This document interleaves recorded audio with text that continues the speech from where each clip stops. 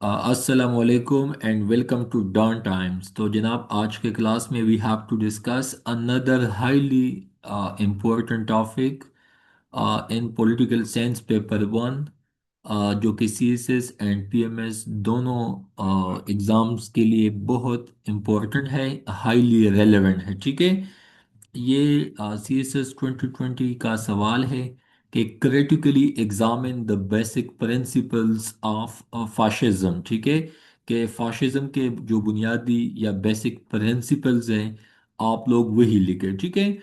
तो आप लोगों को मैं बताते चलूँ कि फाशिज्म क्या है। फाशिज्म का जो डिफिनीशन है, fascism is a far right. अच्छा, मैं आप लोगों को फिर बताऊंगा कि far right and far left का क्या मतलब है। ये असल में आपको पॉलिटिकल कंटेक्स्ट में ये सुनने को देखने को मिलता है। ठीक है। मतलब आपको पता है कि right wing political parties, left wing political parties, right wing वही होते हैं ना जो कि ज़्यादातर ट्रेडिशंस पे बिलीफ रखते हैं, जो कि कंजर्वेटिव होते हैं, जो कि ज़्यादातर चेंज लाने के लिए, रिफॉर्म्स लाने के लिए वो ज़्यादातर मूड में नहीं होते। जबकि लेफ्ट विंग ज़्यादातर ओपन माइंडेड होते हैं, लिबरल ओपिनियन के मालिक होते हैं। ठीक है, चेंज को वो लोग एक्सेप्ट करते हैं। यही चीज़ आपको इंग्लैंड में या यूनाइटेड किंगडम में भी देखने को मिलता है। वहाँ पे जो कंजर्वेटिव पार्टी आजकल हुकूमत में है, और वहाँ पे जब आपको लिबरल पार्टी देखने को मिलता है, तो उनके बिल्कुल पॉलिसीज कंजर्वेटिव से चेंज होते हैं। ठीक है। तो right wing and left wing, Pakistan में पीपल्स पार्टी आपको लेफ्ट विंग है, वहाँ पे आपको माइनॉरिटीज भी देखने को मिलेंगे, हिंदूज भी मिलेंगे, ईसाई भी मिलेंगे। जबकि राइट विंग आपको यूँ समझ सकते हैं कि मुस्लिम लीग का मिसाल आप देख सकते हैं, या जो आपके पास रिलीजियस पॉलिटिकल पार्टीज है, उनकी ज़्यादातर पॉलिसीज भी मतलब एज इट इज़ होती है। ठीक है। तो फाशिज्म एक फार राइट, अच्छा, एक होता है ना राइट विंग, एक होता है फार राइट। मतलब जब आप उसमें भी एक्सट्रीम पे चले जाते हैं, मिसाल के तौर पे आपको आजकल टीटीपी का मिसाल ले लें। वो अपने आप को मुसलमान समझते हैं, लेकिन उनके जितने भी काम हैं वो बिल्कुल एंटी इस्लामिक है, एंटी ह्यूमैनिटी है। तो वो बिल्कुल इस्लाम के इंतहाई एक्सट्रीम वर्जन पे पहुंचे हैं, इसी वजह से इसको फार राइट कहा जाता है। ठीक है। फॉर्म ऑफ गवर्नमेंट, फाशिज्म एक फॉर्म ऑफ गवर्नमेंट है, ये हुकूमत का एक स्टाइल है, form of government in which most of the country power is held by one ruler. अच्छा, बहुत इंपॉर्टेंट यही है कि वन रूलर इसमें होता है, या इसमें आपके पास अ स्मॉल ग्रुप होता है, एक छोटा सा कम्बा होता है, एक छोटा सा ग्रुप होता है। ठीक है। Under a single party. अच्छा, इसमें कंसेप्ट यही है कि इसमें पार्टी भी सिंगल होता है। ठीक है। अच्छा, उसके बाद fascist government are usually totalitarian. अच्छा, मैं आगे आपको बताते चलूंगा, ये सीएसएस का टॉपिक है। Dictatorship, totalitarian, authoritarian. ठीक है। डेमोक्रेसी, फाशिज्म, ये तमाम पॉइंट्स कंसेप्ट आप हमारे सिलेबस का टॉपिक है। लेकिन and authoritarian, one party state, आप देख सकते हैं कितने इंपॉर्टेंट पॉइंट है कि फाशिज्म फार राइट है। उसके बाद ये फॉर्म ऑफ गवर्नमेंट है, इसमें आपको वन रूलर देखने को मिलता है, सिंगल पार्टी की हुकूमत होती है, इसमें आपको टोटल सिस्टम, मतलब टोटलिटरियनिज्म टोटल से निकला है, एंड अथॉरिटी को एक्सरसाइज किया जाता है। आपको वैसे चाइना का तो मिसाल नहीं देना चाहिए, लेकिन आजकल चाइना में भी वन पार्टी सिस्टम है। वहाँ पे जी जिनपिंग जो कहता है वही होता है, या कम्युनिस्ट पार्टी ऑफ चाइना जो भी कहता है वही चीज़ परफॉर्म किया जाता है, प्रैक्टिस किया जाता है। तो आपको इस तरह के कंसेप्ट सीखना चाहिए, एक एक लफ्ज़ पे आपने ध्यान देना होता है। ठीक है। कि फाशिज्म क्या है। फाशिज्म एक far right form of government है, जिसमें आपके पास वन रूलर होता है या a small group of people एक पार्टी में मतलब यूनाइट होते हैं। और ये आप समझ सकते हैं कि यहाँ पे टोटली सिस्टम टोटलिटेरियन होता है, अथॉरिटी को एक्सरसाइज किया जाता है मुल्क में, पूरे स्टेट में, अंडर वन पार्टी सिस्टम या स्टेट। ठीक है, one party in a state. अच्छा, ये फाशिस्ट का जो लफ्ज़ है ना, ये कहाँ से आया है? तो फाशिस्ट का जो लफ्ज़ है, ये फेसिस से निकला है। किस चीज़ से? फेसिस से निकला है, मतलब bundle of stick tied to an axe, bundle of sticks. ठीक है। अच्छा, वास, अच्छा, फेसिस का क्या मतलब है?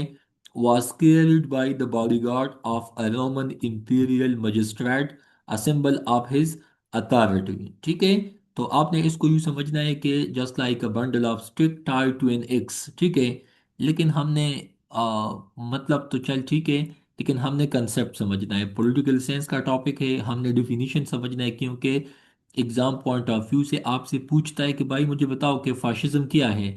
आप बताओ कि it's a far right form of government in which one ruler or a small group of people in a single party। ठीक है, आपको जर्मनी में हिटलर देखने को मिलता है, बेनिटो मोसोलिनी आपको मिलता है। ठीक है, इसके अलावा आपको मतलब ये फाशिस्ट आजकल इंडिया में, वैसे अगर हम देख लें, वो अपने आप को तो डेमोक्रेटिक कहते हैं, लेकिन हिंदुत्व के या मोदित्व के जो पॉलिसीज है, तो वो बिल्कुल आपको लगता है कि it is almost like a fascist. आपको आरएसएस जो कि हिंदुत्व का, या इंडिया में जो बीजेपी है उनका जो राइट विंग है, फार राइट विंग है आरएसएस। ठीक है, तो अगेन उनके जितने भी काम हैं, रिसेंटली जो इस्लामाबाद में इंडीयू में वो जो सिंपोजियम था, तो उसमें भी कंपैरिजन था फाशिस्टों का और किसके साथ, आरएसएस वालों के साथ। ठीक है, जो कि हिंदुत्व से बेसिकली इन लोगों का ताल्लुक है। तो आपको इन दोनों में भी ये कंसेप्ट समझना है। ठीक है, अभी हमारा डिफिनीशन तो हमें समझ आ गया। उसके बाद बेनिटो मोसलिनी, ठीक है, तो ये कौन था, ये सोल्जर भी था, एक जर्नलिस्ट भी था। इसने फाशिस्ट पार्टी को फॉर्म किया था कब, इटली में 1919 में। आपको पता है 1919 में एक भी आया था, एक मेंटो मोरले रिफॉर्म है, एक मोंटीग क्लेम्सफोर्ड रिफॉर्म है। तो वो भी हिंदुस्तान में 1919 को वो रिफॉर्म्स आए थे। ठीक है, आपसे ये भी पूछा जा सकता है कि बेनिटो मोसलिनी कौन था, तो उसने फाशिस्ट पार्टी को फॉर्म किया था कहाँ पे, कौन से मुल्क में, इटली में, कब, 1925 में। और आपको पता है इंटरेस्टिंग बात ये है कि आपके पास जो आरएसएस है, तो उन लोगों ने आरएसएस को कब बनाया था, तो तकरीबन उन्होंने भी 1925 में ही बनाया था। ठीक है, अच्छा, उसने वहां पे, बेनिटो मोसलिनी ने वहां पे इटली में डिक्टेटरशिप को कायम किया था। ठीक है, तो डिक्टेटर्स आपको पाकिस्तान में मुशर्रफ साहब, जियाउल हक साहब, अयूब खान साहब, यहया खान साहब। ठीक है, यही डिक्टेटर्स आपको आजकल सीसी की शक्ल में इजिप्ट में भी आपको देखने को मिलता है, म्यांमार में आपको देखने को मिलता है। यही डिक्टेटरशिप आपको मतलब आप समझ सकते हैं जनाब के सूडान में भी देखने को मिलता है। यही डिक्टेटरशिप आपको तुर्की में स्पेशली बहुत अरसे तक डिक्टेटरशिप रहा। तो ये मतलब specially middle eastern, African and Asian ममालिक में इसको आजकल प्रैक्टिस किया जाता है, जबकि पहले ज़माने में ये मतलब नियर पास में ये टर्की में भी प्रैक्टिस किया जाता था, फ्रांस में, इटली में। ठीक है, उसके बाद इन 1930s, ठीक है, fascist took control in several eastern countries. Adolf Hitler ने जो पॉलिटिकल पार्टी को कायम किया था, नेशनल सोशलिस्ट या जो नाजी पार्टी था, और उन लोगों ने रिवॉल्यूशन ले आया था कहाँ पे, 1933 में। अच्छा, आपको पता है 1933 में हिंदुस्तान में या सब कॉन्टिनेंट में चौधरी रहमत अली ने एक पैम्पलेट भी पब्लिश किया था, नाउ आर नेवर के नाम से। ठीक है, तो आपको पता होना चाहिए कि बेनिटो मोसलिनी ने इटली में, जबकि हिटलर ने जर्मनी में। बाकी स्टाइल फॉर्म तकरीबन सेम था, लेकिन फाशिज्म और नाजिज्म इन जर्मनी, अब बाकी फाशिज्म इन इटली। ठीक है, और आपको बताते चलूँ कि जब आप फाशिस्ट बनते हैं, जब आप इस हद तक पॉपुलिस्ट बनते हैं, तो डेफिनेटली फिर आपके दिमाग में तो वही होता है ना, तो सुपरियॉरिटी, बाकी वो तमाम चीज़ें। तो उसके अवज़ हिटलर ने 19 मतलब ये आप देख सकते हैं कि 1939 में फिर बाद में उसने पोलैंड पे अटैक किया। ठीक है, कहाँ पे अटैक किया, 1939 में, ये आप करेक्ट कर सकते हैं, पोलैंड पे अटैक किया।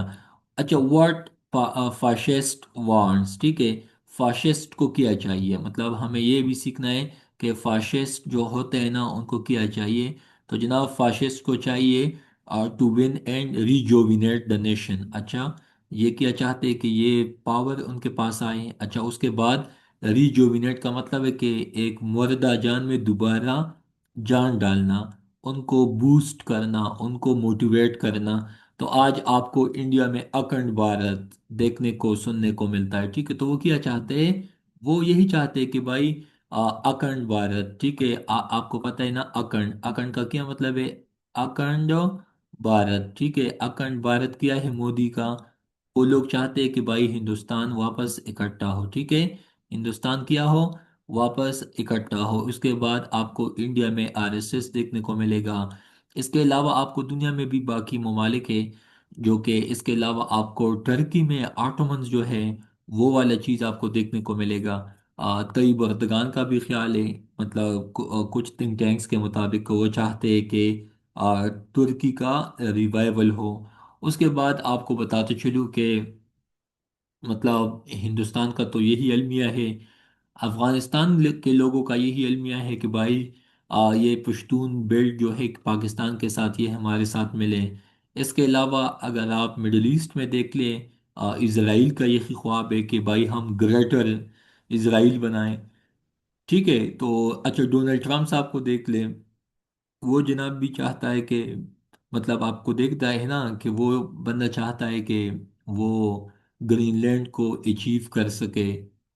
वो मेक्सिको पे इन्फ्लुएंस डालता है, वो कनाडा को कहता है कि भाई आप हमारे मुल्क के हिस्से हो। ठीक है, तो ये किया है।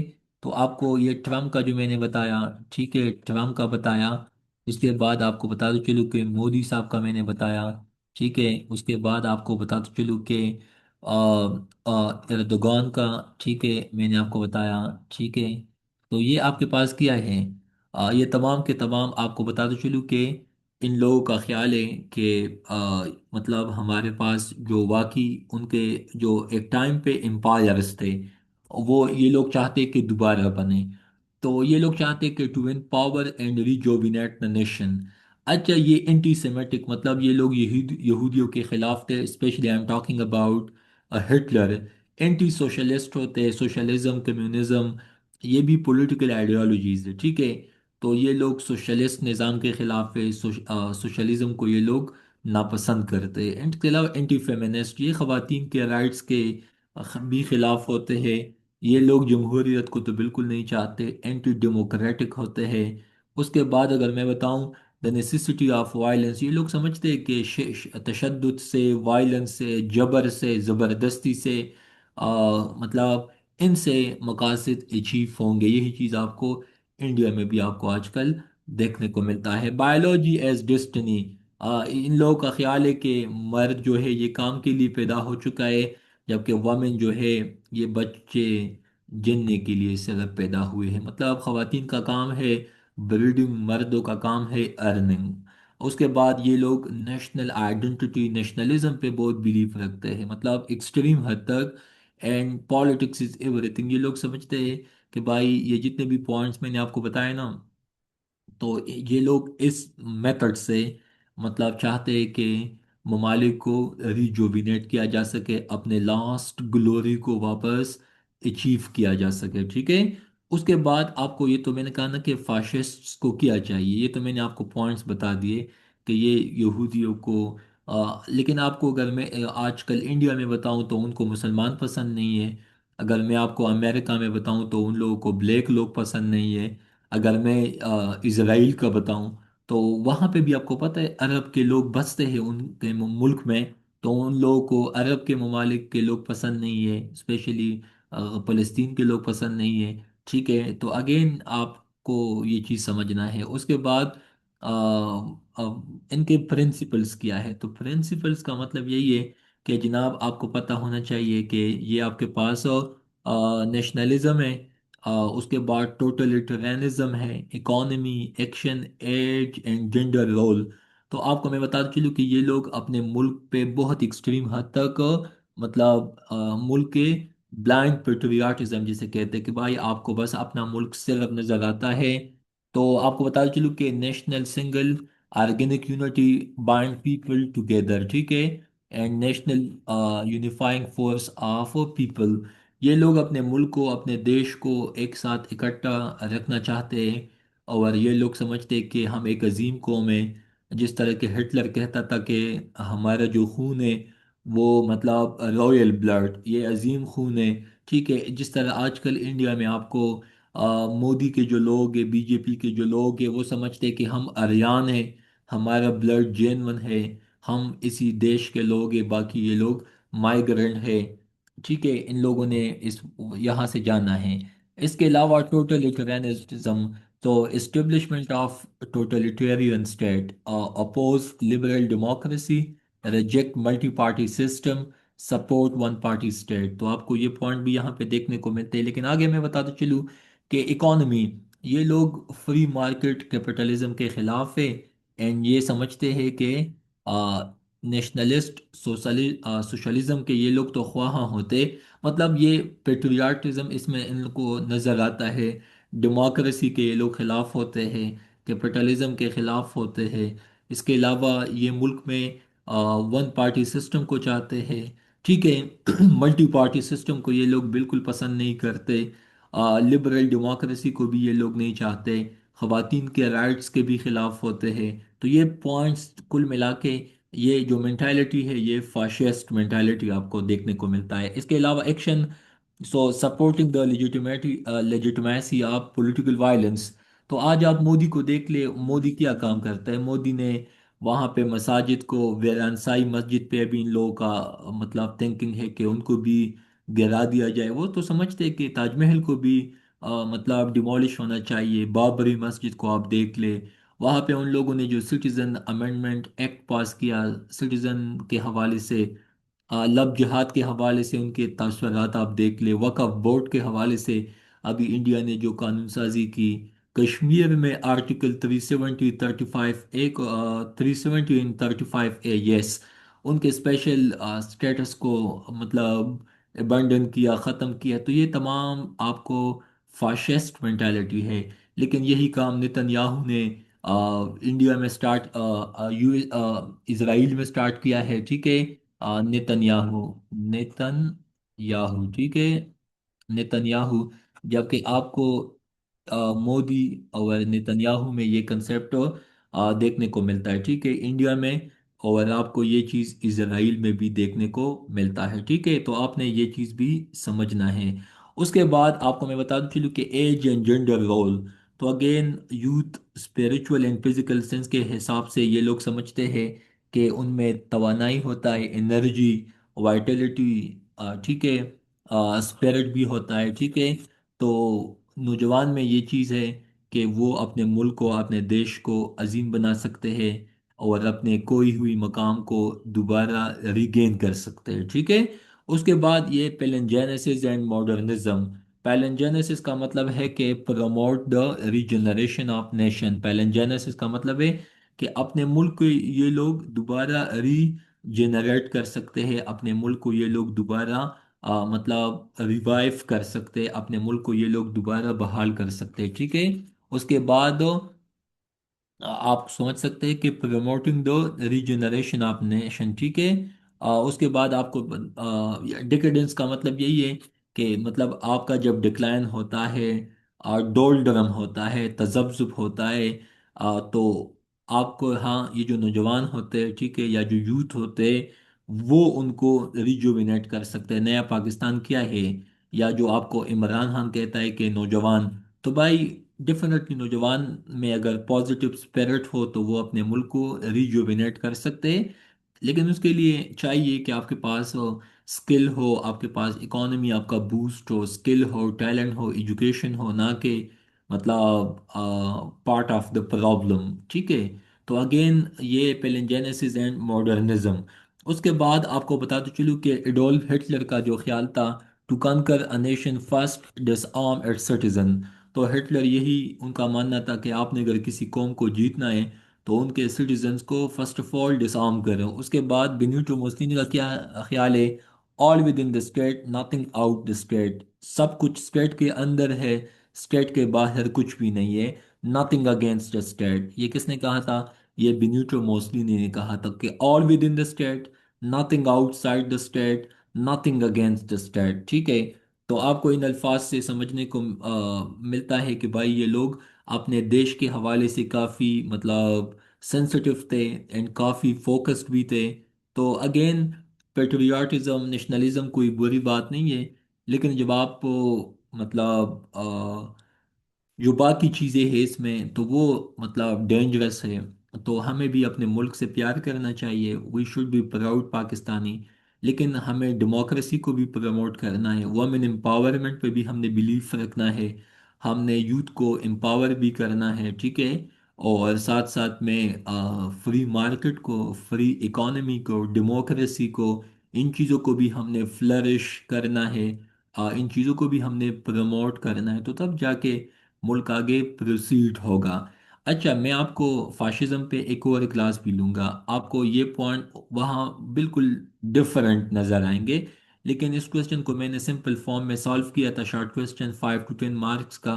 तो इसी वजह से मैंने आपको सोचा कि चलो आपको मैं कंसेप्ट बताऊं कि what is critically examine the basic principles of fascism. तो फाशिज्म में आपके यहाँ असल में यही बुनियादी चीज़ें हैं, ठीक है, जो कि आपको आना चाहिए। समझ आ गया आपको? Yes sir.